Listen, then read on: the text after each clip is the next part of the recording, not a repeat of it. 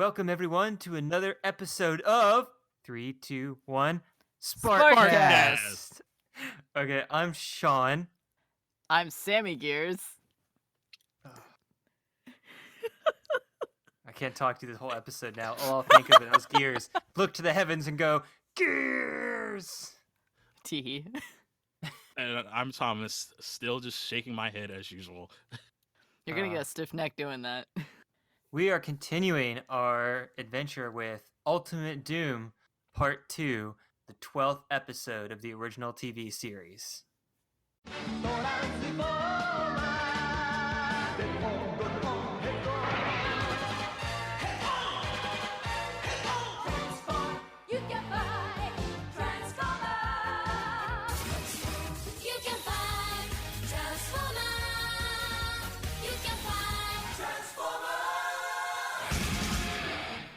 So I'm just going to start right here with the differences between Generation 2 and the Japanese version. He's more than meets the eye. He's a robot in disguise.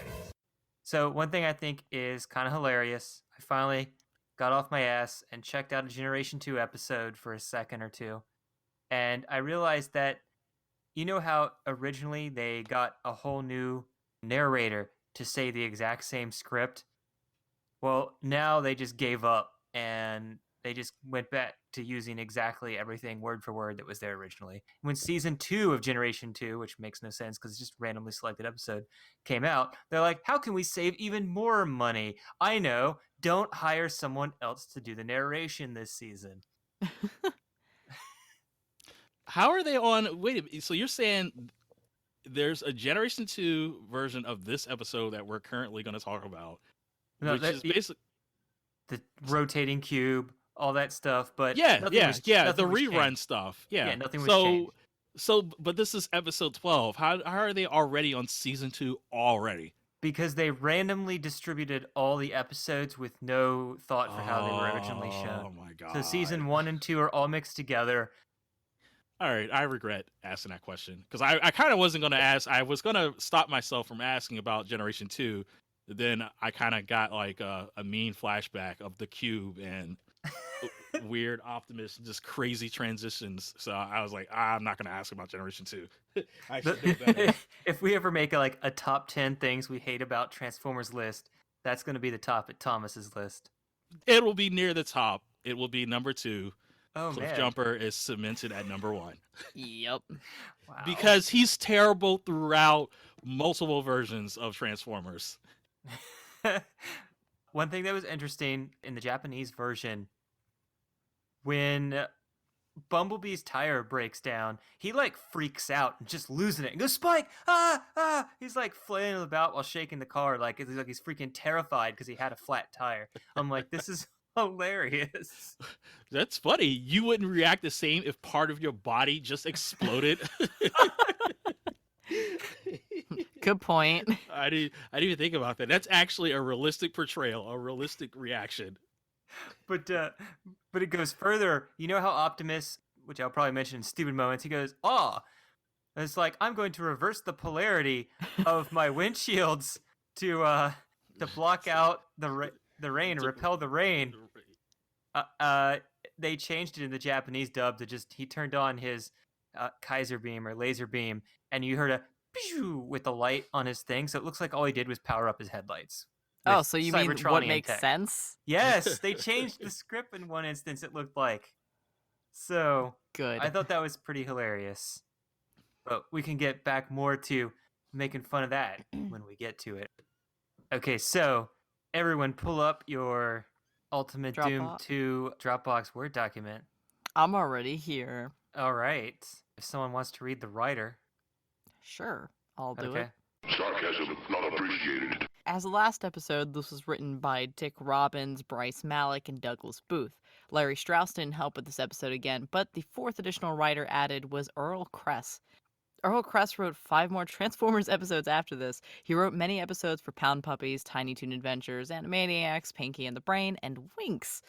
Animaniacs and Pinky and the Brain both won a Daytime Emmy for Outstanding Children's Animated Program, where his name is listed as one of the writers of the awards. He also said that Starscream was his favorite Decepticon because he was the most fun to beat up.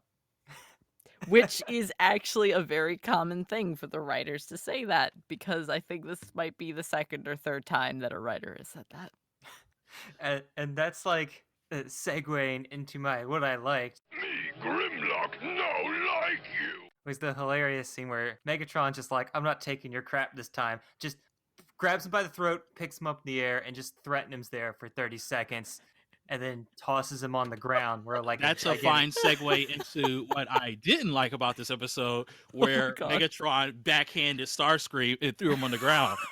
But you didn't like the dramatic lightning bolt right behind that went ka-choom right after he terrified him to show That just whole how scene evil he is was. That scene is so beautiful and That's a so great classic. scene. God, and the animation, he smacks.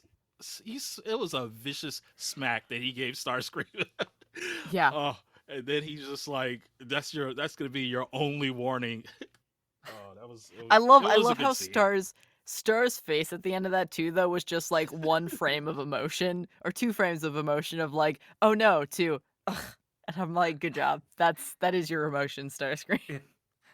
I mean, yeah. I mean, to me, that I did like it was like I kind of fear for my life, but I can't not try to take over the Decepticons. Did he have Yeah. a half smirk at the end, like even Yeah. as he's being beat up, or was that Yeah. something else? Okay. So speaking of faces, what'd you all think of evil smiling Megatron for his like 3 extreme close-ups back to back? I love it. That with like that perfect laughter, that guttural laughter. I'm just like, that was music to my ears. I was like, I don't think I've ever seen his face in that type of smile. And like, it was just so hilarious. Look, he had reason to be this happy. You know who wasn't happy? Was Spike. He was so down that he didn't even see Bumblebee get a flat tire. I almost expected him to go, "What's it matter? My dad is gone." He was just like so down, like since the episode started. And then they completely forget all about that and go right into the episode. Yeah. Another thing that I liked about it, unrelated to that, but related to the writing, Blundercracker. That was a great name. Just wanted to say that. Mm-hmm. So I don't normally notice this, but did any of you notice the Star Wars sound effects? I don't know enough about Star Wars. Oh man. I didn't, but I feel like I known that to be a thing with Transformers, where there's a lot of different Star Wars sound effects used in this series. Well, the sound effect was just so loud. It was when Bumblebee and Spike are hanging off the cliff, and it shows Laserbeak fly by them and turn around, and it just goes, whoosh, and the entire sound effect is just the TIE fighter coming around and swooping all the way around, followed by a second Star Wars effect that's just very loud and obvious. And I'm like, oh, that's like, I usually was like, how do I keep missing them? I hear they're in every episode, but this is like the first one where it jumped out at me finally. Yeah, I mean, all these episodes, I still haven't just noticed one outright. I don't know. It's probably because I'm so visually locked in, just trying to dissect the animation itself and worrying about the quality. And then sometimes I'm just confounded by what exactly is happening on screen. Like in what? that very scene when Bumblebee's kind of like hanging on the cliff and Laserbeak's coming down, Spike jumps in the hole with them and I guess clings to gets some kind of footing under him and is trying to push a car up to grab on top of the cliff edge and get back, climb out of the pit. Like how you're remember, a this boy. is the same Spike that was able to lift rocks underwater to free Hound from drowning. He's just very super strong. Yeah, so it's stuff like that which makes me miss some of the sound effects. I did like the daily life of, it's just everything is so screwed up. The Autobots can't even drive back to base without dealing with all these problems. Like the entire episode is just like, oh god, everything's in the way. I mean, it was just half the episode of the Autobots not doing anything at all, just kind of just traveling, starting with them just running away from Starscream and the Decepticons to just dealing with this dumb storm and earthquakes. Yeah, like I like how this is called The Search, but really it should just be like The Journey. Because they're not searching for anything until the last 5 minutes. Was it actually called Ultimate Doom The Search when the title opened? Yeah. It's Ultimate Doom wow. Search, yep. Oh, okay. Wow. I just thought it was Ultimate Doom Part 2. I don't know how I missed that. Gosh, Yeah. pay attention. Being a Yeah, writer, you Sammy's think I would pick definitely up on right. words.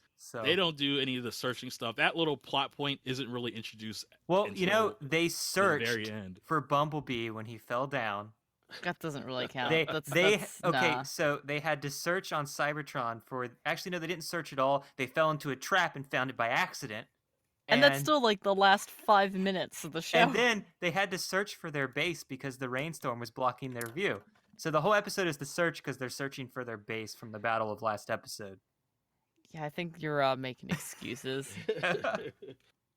And then, of course, Megatron had to search for a way to get to Cybertron because now his plan backfired. That's still no. Just- I'm not accepting any of these. I like how the Decepticons didn't foresee the huge ramifications of these problems. Like, they start having problems too. They're like, well, crap, we can't get to Cybertron with the Energon cubes, which was part of the plan. Their base gets flooded. Like, everything's going wrong for both sides. I mean, they were kind of doing all right because they were able to just go and get more humans, get a bunch of energy, and like harvest lightning, and they made at least one delivery. So most of the episode, they were doing all right until everything just went crazy. Well, the one delivery had to work because there was a human inside. So I didn't understand why Dr. Arkeville was still working for Megatron. The last episode, he's like, what? You're bringing a planet here? The whole world will be destroyed. And now he's just back to minion mode again. And he only gets mad because Megatron copied his designs without his permission. And he gets all like, you stole my designs. Oh, and the world is ending too, but whatever. How dare you infringe on my copyright? It's very important, okay? And so, in order to get back the Transformers, he went on to create the GoBots. See, I wasn't the one who brought up GoBots first this time. Just saying. Okay, so one thing that was hilarious is Optimus is like, now remember, don't tell the kid. Oh, she's so small, I didn't even see him down there. Oh, this is awkward. Well, I guess I better tell him the truth because Optimus Prime, do not lie. And of course, there's a difference than that's not telling not somebody something. That's I not think lying, right? you're kind of underselling what happened there, Shawn. Because he's sitting with some other Autobots and he's basically saying, I'm not certain, but for the moment, I feel like we must not let the boy know.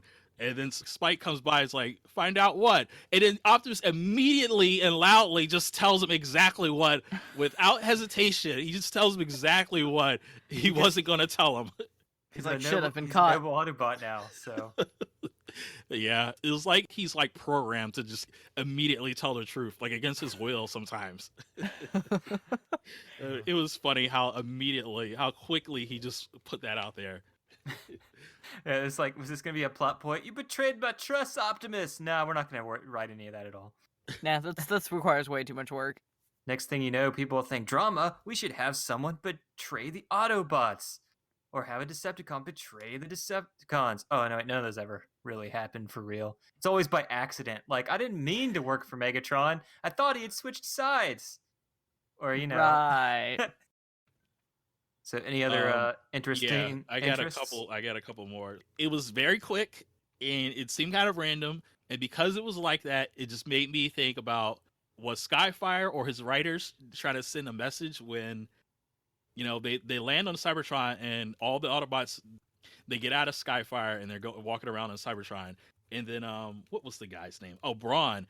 He's the last to get out. And as he's getting out, Skyfire lifts up the loading dock. It trips him and Brawn falls. And Skyfire is like, oh, I didn't mean to do that. I was just anxious to get up on my feet. And then they immediately just cut to the next scene after they just after this random scene of just Skyfire just being a dick to Brawn. It just made me think that it seems like everybody just hates him too, even Skyfire. Well, remember they're immediately like, Brawn, quick, jump down that trap too. We're too big I don't want to you fit. here. We're too big to fit, but you can. So yeah, two things right in a row, man. Things aren't going his way. And then not too long after that, they're walking around in the Decepticon base, and I guess they wanted to speed up the plot. They walk right up to the screen with giant bold letters. Hypno chip control. This is so convenient. Yeah, the hypno chip for that one human that's on Cybertron. Oh my god. And how long does it? It takes them the whole episode to find out it's mind control. By the way, Yeah, like they're because like that's not obvious, you know? they're like, Dad, what happened to you? Well, first of all, I love maniacal Sparkplug. He's like, join me, join the conquerors. But then he's like, Dad, no, what happened to you? And he's like, oh, well, the Decepticons gave me a Jeep. I'm just like what, you thought they just threw money at him or something? I mean, what else could it be? Seriously. Yeah, he doesn't even say anything about like my dad would never do anything like that. Something has to be wrong. What did they do to him? He's just like, man, Dad, stop being like this. And oh my god, but I'll get to that in a moment when I get to the stupid things. But anyway, any more tales of likes and don't likes of this episode? Does the stupid thing that you just meant are alluding to, does that have to do with a certain scene with Spike and his dad towards the end? Yes, it does. Let's save that one, okay? Good. Okay. I have a lot of. You know what? Spike is stupider than Starscream this episode. Okay, so that's Yes. yeah. How did you do that? Oh, but it's so good. Why can't we talk about it now? All right. Do you want to flip? Do you want to go straight to stupid moments? We'll go back. Well, okay? do we have anything else to add about like and don't like? I just wanted to say one more like, and it's just another quote because I adore Skyfire. When he's just like, have no fear, Skyfire is here. I'm like, oh, you precious baby. So that's all I got. I don't know. That seemed like kind of out of character for him. He seems to be, at least from the previous episodes, a little bit more meek and humble. And not jumping to the rescue and that episode was shouting written by to somebody the else about it. But what if he just wants to be a superhero? He's still humble. He's like that little Superman, like, hey, I got this, guys. I'm useful. I've been hiding in like somewhere for the past like 25 episodes. He had to fix the repairs that Sparkplug did on him, right? That's what happened. Right. All right. One last thing that I didn't like. I don't like how in this episode, towards the beginning, they introduce another secret superpower, Soundwave, with his audio disruptor waves that scattered everybody. Nobody could stand to stay in the area. It seems like they would use that every episode and every battle they could. Okay, you know what? We're going right to Starscream's blunders and stupid moments, because now that's two things. We might as well just dive into it, all right? Because we all want to talk about it. I do what I want when I want. That audio disruptor, it affects the Autobots, but not Soundwave and Megatron for some reason. And then it affects all the humans. And on my notes, I paused it and said, why would he use a sound attack that could potentially destroy the mind control device on his mind-controlled humans?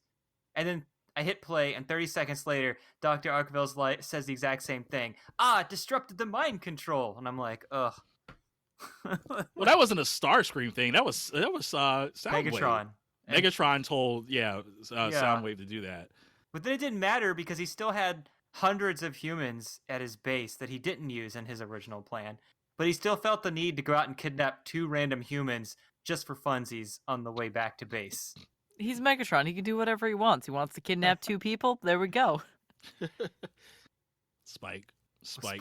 Okay, before you get to the major thing, the first minor thing, Spike goes to an alien planet, and the first thing he does is wander away by himself and activate a trap. I'm like, can somebody please explain to me why Chip can't just replace Spike? I mean, Spike is like so bad at this most of the time.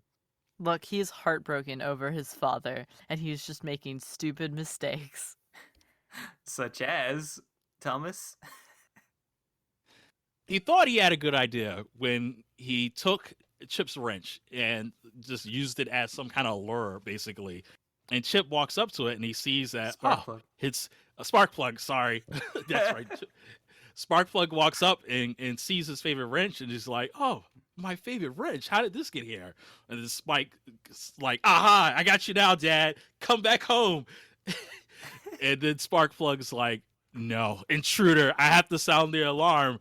And Spike's like, "No, no." And Sparkplug's like, "I gotta do it. I'm doing it." And then he just says, he has this his pursed lips and a close up on his face. And he's, "Dad, no!" And And he tears are doesn't try to streaming. stop him. He just watches him set off the alarm. Hey, there was a table with a wrench in front of him, okay? That wrench is dangerous business. It That took out table some like Autobots. took up like 5 feet. He had to jump over it. You know, he can't really jump. All he can do is lift heavy objects. It was such an obstacle for him that he shed a single tear. I'm just I like, just- Go ahead. I was gonna say I enjoyed how like over dramatic the no was compared to the actual animation of his face. Exactly.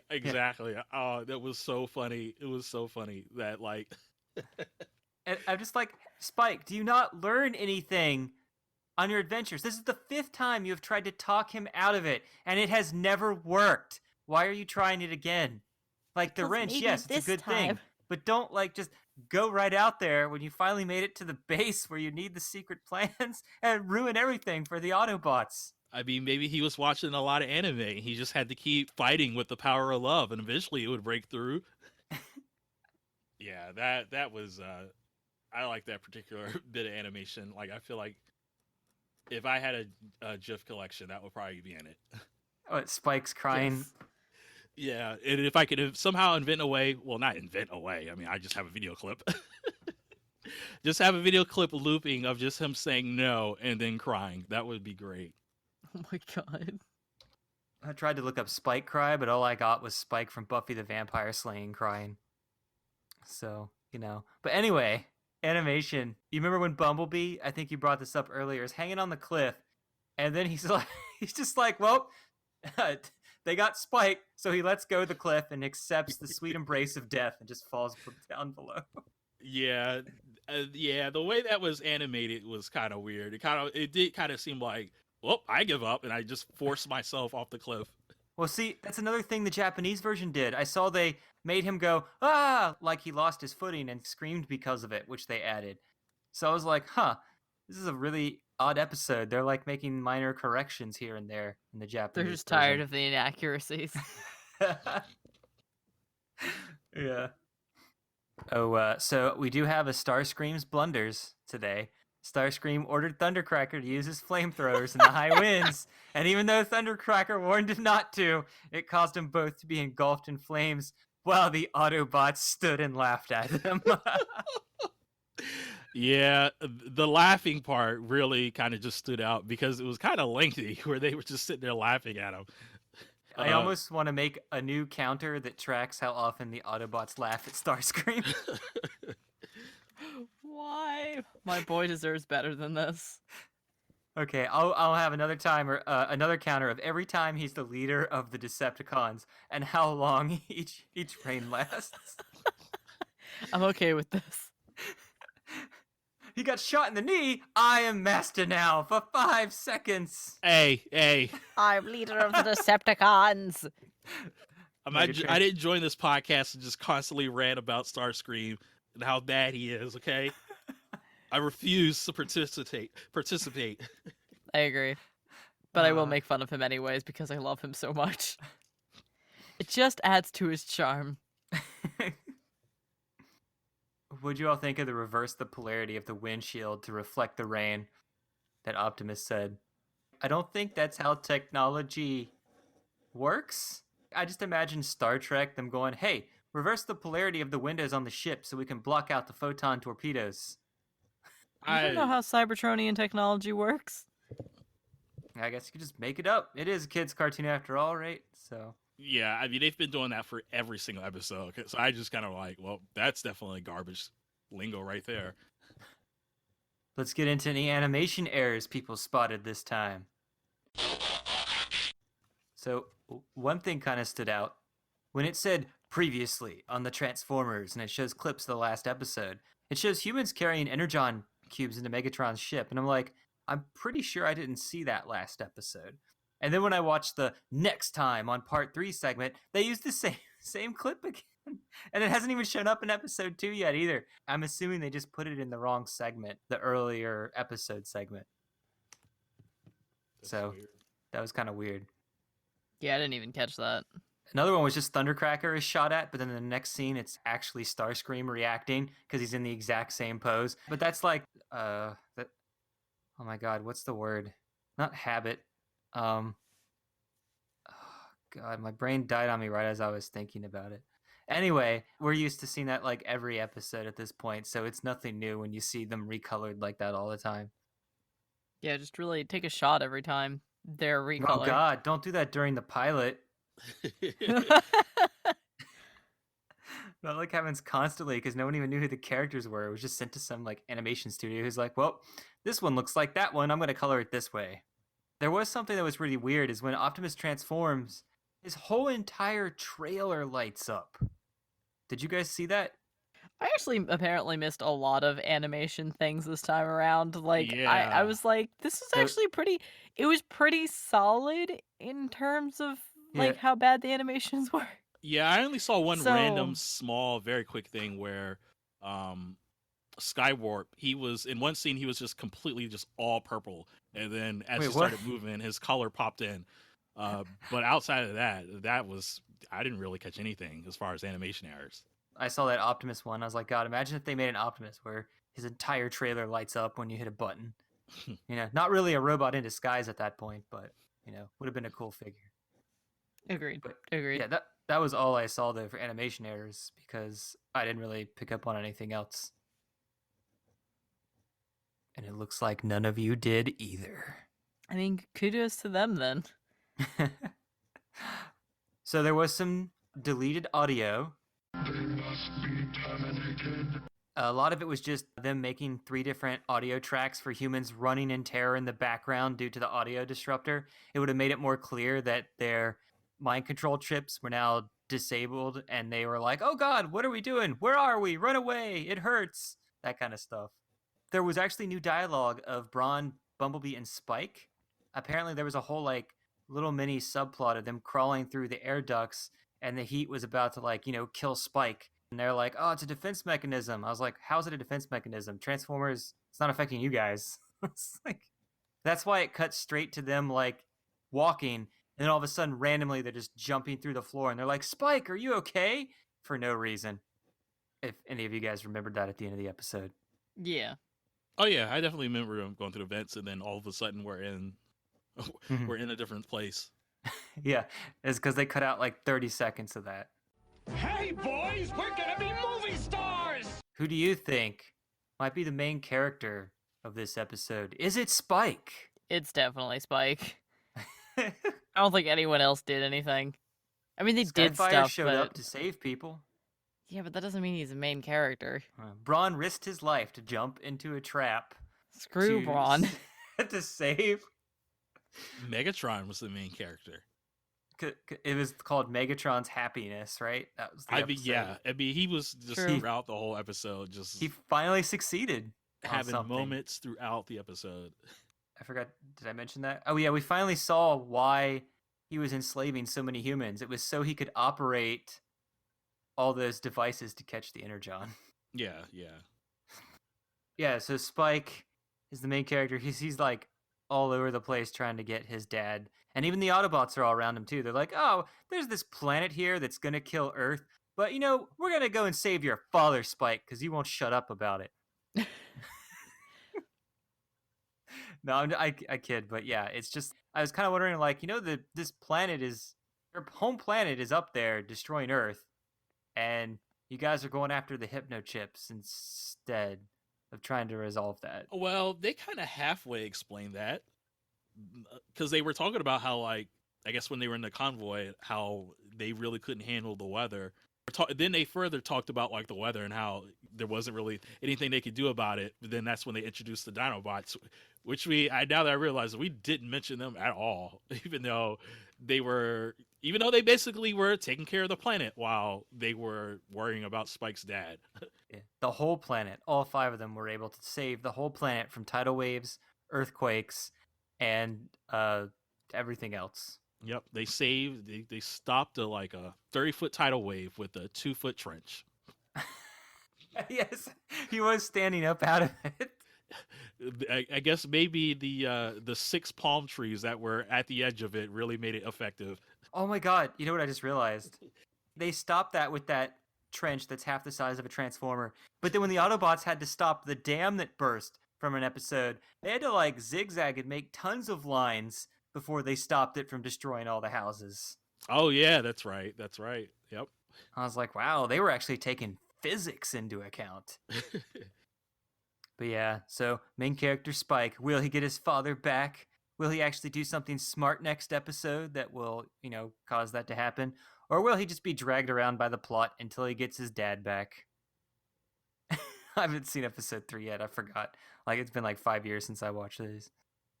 Yeah, I haven't watched them yet, so. Sorry, this is new for you, right? Yeah. This is like the only 3 episodes you never saw in your life.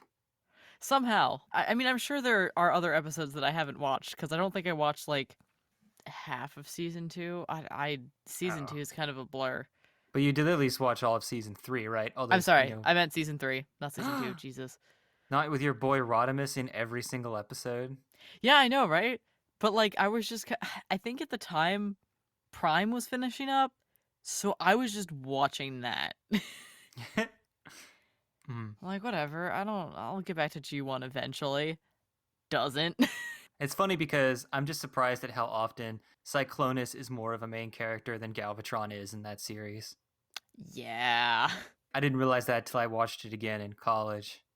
I was like, maybe this is why I also liked him. Because he was on more and did stuff more. Yeah. So, Megatron's energy. Those were the good old days back on Cybertron. Didn't have to sneak around in these ugly Earth disguises. His master plan was to bring Cybertron in close proximity to Earth to cause lightning storms just so he could convert lightning into energon cubes. That's it. I was like expecting something more for some reason. He's like, the destruction of this planet will create so much energy, and it's gravity lightning. That's what it was. Yeah, it was just that. It really was a roundabout way to just get some electricity. You couldn't just go to another country or something, and go to some dam or what, a nuclear power plant. Create a shell company and just make your own power plant in different countries. I mean, get legal permits to stop the Autobots. Ha! We have a permit for this land. You are trespassing, Optimus. I mean, he's teaming up with Dr. Wily. He couldn't team up with some other evil businessman. Shawn Berger, he's out there, right? God, isn't he like the mayor of a city? Is that what I don't forget what I thought is he a mayor? He wasn't a businessman? He's the mayor that thinks Megatron is a good guy and that the Autobots are the real bad guys. Oh, I never knew that. I didn't know that. I just knew the guy's name. I didn't know. Yeah. I just remember him. He's a stupid politician. Yeah, he actually warms up to Megatron and thinks that he's the real victim and that the Autobots are just good at PR, and that so they start staging things with secret cameras to make it look like that the Autobots were the villains all along, and they're slowly taking over the world by befriending you. Oh my god. Typical politician, just brainwashing the masses. Normally there's a fun facts segment here, but the science was so flaky I didn't even want to bother to research any of this. I mean, 2 planets side by side just appearing next to each other, the gravity would just be like, bam, you're both dead, I would assume. One planet had no oxygen, sucks up the oxygen. Earthquake storms and tidal waves happen on Earth, but not Cybertron because, I don't know, it's made of metal. And of course, they stop an erupting volcano by just dropping rocks on it. Yeah, that was definitely. We should have brought that up in as a stupid moment. I thought that was so dumb. Yeah. No, it totally makes sense. I just had to leave it alone. It's an Ironhide. No, he's like, I got this. I might not be a scientist, but I got gumption. Gotta leave it. We just gotta leave it. Yeah. So does anybody have any last moments before we get into our character spotlight that Sammy's going to love? What? I mean, I don't have anything else to say, but now I'm curious about the Spotlight. Yeah, the Spotlight. This guy. Who I is didn't it, know. Thomas? It's Braun. This jerk can't even get out of a plane properly. Look, sometimes it's hard to be an Autobot. Should I just get on reading this? Sure. But try to Cool. read like you care about Braun. I'll try. So Braun is a smaller Autobot, but he's still a fighter. Turns into a Jeep. His quote is "might over microchips." Sure. His description: to Braun, Earth is essentially a hostile environment, and he loves it. Strong, rugged, agile, the most macho. What? You couldn't even keep reading it.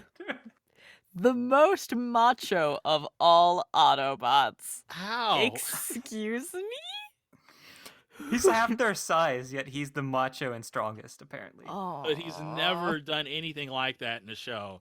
I feel like that's a better Hey. description of Ironhide or something. Hey, he Or picks up literally stuff. anyone else. Wait, you don't see him lift up stuff like iron bars in water to free his friends or things like that? What's macho about tripping over a loading dock ramp? Hey, he did not trip. He was flipped. That is spin, Mr. Politician. So he also delights in challenges. He's sorry for those not as tough as himself. Why do they keep trying to break that a thing? Oh my god. We can't get through the description. So he's the second strongest Autobot. Oh. Did we get the wrong description? Did No. you pick the wrong character, Shawn? Oh my god, I totally want to do that now. Thanks, Thomas. He can lift 190,000 pounds and knock down a small building with one punch. A small building.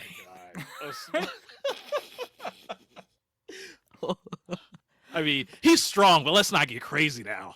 Yeah. No, just small buildings. All right. No Eiffel Towers or anything. No skyscrapers, just a small one, maybe about 20 stories, but that's about his max. Yeah. He has high resistance to artillery fire, so keep shooting at him, please. Vulnerable to attack by electromagnetic waves. I'm So glad does that he at mean least... So in this has some episode, he weakness. should have exploded, right? When Probably. Soundwave had his audio disruptor on. Probably. His fate after the movie. Wait, I still function. During the movie, the Decepticons boarded an Autobot shuttle and killed lots of your favorite Autobots. Or, as you typoed that, Autoboos. Hey! Oh, I love that typo. Oh, Starscream is my Autoboo. Same. Oh god, what have I created with my error? Autoboos. Rodimus is my Autoboo. Uh, Deceptaboo also works, so. Starscream shot Braun and killed him. Good. Thank you, Star. Doing God's work. Jeez. What do you guys have against Braun? I mean, I don't think he's annoying, but I don't think he's great either. He just doesn't need to be here, that's all. Oh, He's just as garbage as Huffer, Shawn. You know it. Just say oh it. my Yeah. god, he is not in the same league as Huffer or Gears, okay? That is a class all their own. Are we sure about that? Yes, Braun is at least bearable and sometimes okay. Uh-huh. It was Starscream's first canon kill. Despite surviving more serious wounds in the TV series, this one shot to the arm killed him. Ooh, so macho. So macho, I thought so he was strong. highly resistant to artillery fire. Oh wait. Oh no, wait, it was a laser. I'm sorry. That was his weakness, lasers. Or was it an Lasers. electromagnetic laser? There we go. There, Oh my boom. God. Fans claim he still lives because he didn't fade to gray like the others. His name isn't on the list of dead Autobots in the memorial in a later episode, and he most likely just entered stasis lock because he has survived worse. Yeah, my headcanon is that no, he's dead and no one cares about him. And that's why he's never come back, and this is the last sentence you're reading about him. Oh my god. So Wheeljack saw his possible death in a Japanese story, but was unable to prevent it. Brawn then magically appeared alive without Wheeljack's help in a Japanese comic. The original movie script actually stated he was cut in half, which that would be way more fun. So his Spanish translation of his name just means Jeep. Fun fact. It's just weird because Uh, Hound is a Jeep. Yeah, well, there could be two Jeeps, I guess. His original name was to be Muscles in Bob Budiansky's original series Bible, which Muscles would then make sense why he has the Bravo and is the second strongest Autobot. That, Yeah. sure. So here, but I can read this sentence. Yeah. So, from what I saw, Brawn is not that popular, despite being one of the original season 1 Autobots that seems to be in almost every episode. Oh, from what you can tell, you're not too sure, but from what you can tell, he's not popular. Hey, he did have 18 total figures on his page, so that's at Why? least something. What? Okay? Even though he only had 2 pages on DF Wiki, he had 18 figures made somehow, counting variants and knockoffs, I think. I'm not sure if those... I just counted all the numbers up. Yeah, that's all about Brawn, unless someone has any heartwarming tales or annoyances. Like, what is it that annoys you guys about him? Is it just because he's always acting tough for no reason? He's just useless. He's always like, I'm going to punch you. Here I come. Isn't he the guy that went after Megatron and punched him in the groin, like in one of the early episodes? He just goes like, Megatron, attack! Kabam. I really, I just thought he was a loser, and now I'm just starting to hate him because of its description, because he's nothing like that in the show, and it seems like they're trying to make him a thing, and you know, especially with the muscles part, trying to call it that was going to be his original name. It's just like, well, how? I mean, where is the disconnect where you have all these ideas and then the show is just a completely different thing? Well, he's still strong in the show. He still has well, are there just episodes that I just haven't seen yet? Well, no, you see him like punching stuff and lifting stuff throughout the show, but of course he's always there, but doesn't always have a presence because he's not Everybody always the focus. does that, but he's not doing anything that's any different from anybody else. Well, we'll see if he gets his own episode in season 2. So, you know, an easy way for them to show off how he's a, you know, supposed to be like a manly robot that likes, you know, show off his physical skills.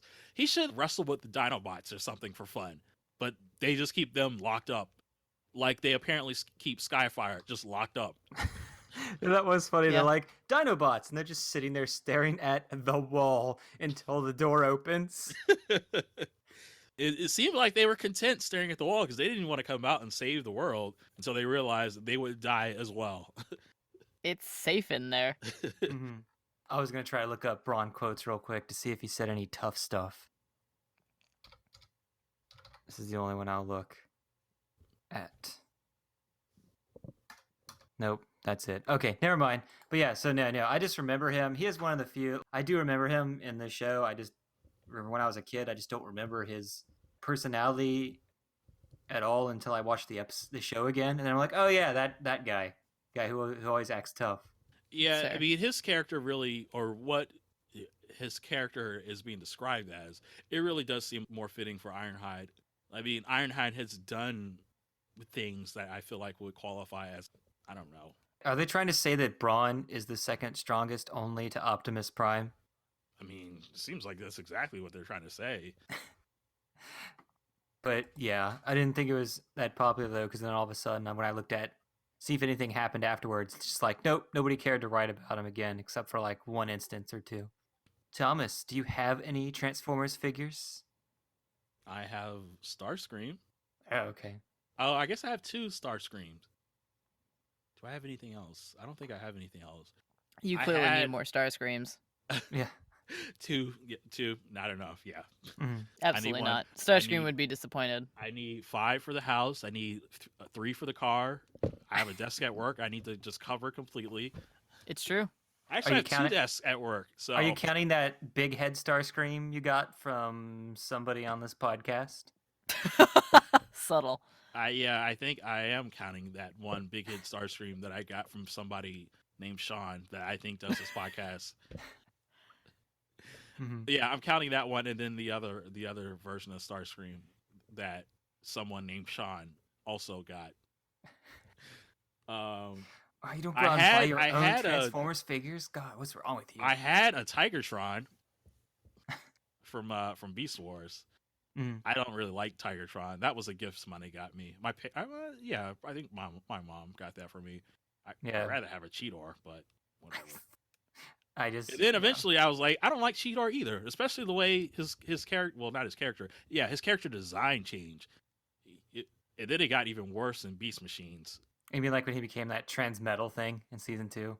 Yeah, I didn't like the Transmetal. I had always been like a Dinobot guy, Hmm. and Rat Trap was cool too. I still think it's funny that you guys are the Starscream fans, and that's the only figure I had growing up because I mainly had all He-Man figures. And then the one Starscream, Look, Starscream's great. and then the one Voltron that didn't come apart into 5 lines. It was just a Voltron the size of 1.5 He-Man figures. So before we leave, guess what I found out? Even though I'm totally behind the times, so it's a good thing we don't have a podcast about current events. So, you guys, did you guys hear about the Netflix is going to make a Transformers TV show in 2020? Yep. Okay. Yeah, I only I found did that not. out. What is I this? found that out last week. So, Cartoon or something? yeah, CG. yeah, it's going to be, I think, a CG cartoon on Netflix that's going to be its own series after Cyberverse or during Cyberverse because that's an Internet One show. I don't really know, but yeah, it's a new series that they only just now started, so it's going to take like a year and a half to make all of the episodes. And they also announced they're making a Transformers video game. Finally, Oh, good. Hopefully, it's actually a good game. I don't remember now if it was going to be an online game, but I thought they were hinting at it being another like PS4, Xbox One game, but by a different company. I think it's a completely different company that hasn't worked on the games before. Again, I hope it's good. Because Hey, so well, far, we've the had- only good Transformer games to me have been War for Cybertron and Fall of Cybertron. Everything and, else has just been a mess. Devastation. It's okay. Okay, I don't don't know. But Like, I guess I just expected more out of Devastation, and I just didn't yeah, provide. It looks did feel like- amazing, yeah, but it felt like they didn't design much, and then they were like, "Well, people will replay this for challenges and upgrading weapons, right?" I'm like, haha, no. no. Also, like, you can't play as any of the Decepticons. Yeah, and then there's then there's Dark Spark, which is the third/second game in the War of Cybertron series. What? You know, I'm serious. It was Sammy, like, did you play that Transformers game by Platinum, the brawler of sorts? Yeah, that one was Devastation. Oh, you didn't like that one? It sounded like I think you just said you only like 2 Transformers. Yeah, that was yeah. War for Cybertron and Fall of Cybertron. Are you talking about Dark Spark as in like? No, I'm talking about Devastation. No, yeah. Sorry, you guys are talking about 2 different things, and I'm like, hold up. Yeah, sorry. So Dark Spark was you play half the game as the Transformers from the movie, and the other half is the game as War for Cybertron, and it takes place in between Fall and War of Cybertron, even though it came out after both of them. Well, that's hot garbage. Since the second game ended on a cliffhanger, and nobody ever continued to make that game and continue the story. So wait, is the story continued in Dark Spark? No, it takes place in between both. It's its own standalone story with Megatron Okay. finding something called the Dark Spark and trying to take over Cybertron with it. I'm not gonna play it to like, I don't care about the movie designs. Like, Fall for Yes, they're Cybertron, bad. War for Cybertron were great in terms of the plot, in terms of the graphics. The gameplay is really fun, but I definitely think there's some flaws there. Oh, this gameplay has more flaws because it was a different company that made it. Oh god. But at least it's still fun to play. It is. Like, it just, those 2 games were so solid compared to like every other Transformers game. The Prime game is hot garbage. I just love it. played I'll that still on- play I it. played that on Wii already, and I just got all the trophies but one, which is like stupid. I have it on DS. Thomas, yeah, Devastation is the one by Platinum Games, and yeah, like that's the one where I'm just like, it was okay. Yeah, the only one, the one that was bad is they did make a Fall of Cybertron or War of Cybertron for DS that is actually pretty bad. Well, I mean, yeah, the ports are always going to be bad. It's But that still isn't as bad as the Transformers Armada. I think it's not Armada. Dang it. It's for the oh, PS2 that one was good. with the one with the stupid oh god, what do they call it? Cuz I'm about to call them mini bots and The that's not mini what they're called. cons. Minicons. Yeah, Yeah, were where they you just can equip them. Yes, and they just fly up your butt. That was the one where the whole level is you are escaping from Tidal Wave, the giant Decepticon, and then once you get out of him, he transforms into this giant boss battle that takes up billions of stories, and it's See, like really I awesome. have I haven't gotten that far. I think I got stuck on the third stage because the game just kept breaking. It was like, we're not gonna proper game. Oh, No. really? Okay, mine didn't Yeah, have that problem. I had so many glitches in mine, and Oh, it's so bad. oh, you just need to get another copy, and hopefully it was just your copy. I don't know. Maybe. I just remember like it got annoying as it went on because people would take forever to die. So I'm like, don't play normal mode or hard mode because then everyone takes like 20, 40 hits just to kill You know them, and what? you're like, I think I was on normal, and uh that's why I was just so frustrated.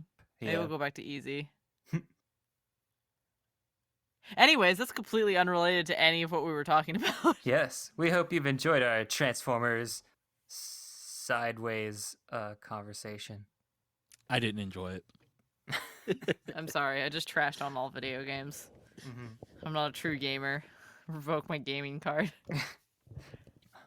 Anyway, my brain is dead, so it is Time to go. time to end this and stop ranting about other random Transformers games because you came here for this specific episode because you saw the title, right, guys?